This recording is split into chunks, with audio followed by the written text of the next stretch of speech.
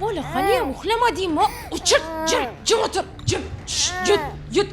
O'chir dedim men senga. O'chir, uxla. Jim uxla, hozir kalta yeysan. Yana uramay yetib qo'ying, jim uxla.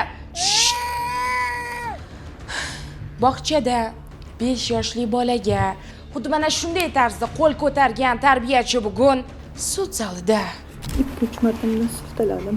Qo'lim bilan urdim. Aybi uxlamagan albatta. Burnidan qon oqdi. Vannaga bordim. Poytaxtimizning Olmazor tumanida joylashgan xususiy bog'chalarning birida bolakay tarbiyachi tomonidan kaltaklanganligi aks etgan video xabarlar ijtimoiy tarmoqlarda keng tarqab, muhokamalarga sabab bo'lgan edi. Holat yuzasidan tuman ichki ishlar organlari faoliyatini muvofiqlashtirish boshqarmasi xodimlari tomonidan tekshiruv o'tkazildi. Voqea joyiga yetib bordik. Kuzatuv kameralari ko'zdan kechirilganda, haqiqatdan ham Yelena ismli ayol tomonidan voyaga yetmagan bolajonga tan jarohati yetkazilganligi aniqlandi. Mazkur holat yuzasidan sud ishi jinoyat ishlari bo'yicha Olmazor tuman sudida ko'rib chiqildi. Aybi uxlamagan albatta. Kamerada ko'rsam, yuziga tegib ketmagan, 5-6 marta urib, siltalab tashaganlar. Shu video ko'rganimdan keyin sirazi birizkiga murojaat qildim. Hozir men endi doktor olib yuribman farzandimni. Hali elektroforiz, hali massaj, hali psixolog. Meni farzandimni o'rnida sizlarni farzandingiz bo'lsa nima qilardinglar?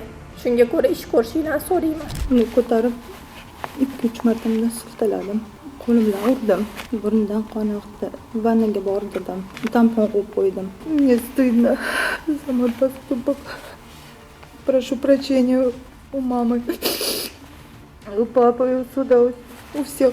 Sud qaror qiladi. O'zbekiston Respublikasi Ma'muriy javobgarlik to'g'risidagi kodeksi 52-moddasi 2-qismida nazarda tutilgan huquqbuzarlikni sodir qilgan deb topilsin va unga nisbatan ushbu modda bilan bazaviy hisoblash miqdorini 3 baravari miqdorida, ya'ni 1,236,000 so'm jarima jazosi tayinlansin. Baqirish, qo'l ko'tarish, kaltaklash bolajonlarni tarbiyalash uchun vosita emas. Ularning xarxashalariga, injiqliklariga chidamayapsizmi? Tinchgina bu sohadan chiqib keting. Sizdagi xatoni badalini farzandlarimiz to'lamasin.